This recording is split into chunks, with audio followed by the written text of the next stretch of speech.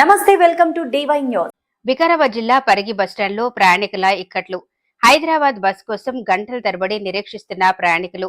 ఉన్న బస్సుల్లో పరిమితికి మించి కిక్కిరిసి వెళుతున్న ప్రయాణికులు. డిపో మేనేజర్కు ఫోన్ చేయగా నిర్లక్ష్యంగా సమాధానమిచ్చిన వైనం. ఉదయం సాయంత్రం సమయాల్లో అదనంగా బస్సులు కేటాయించాలని కోరుతున్న ప్రయాణికులు.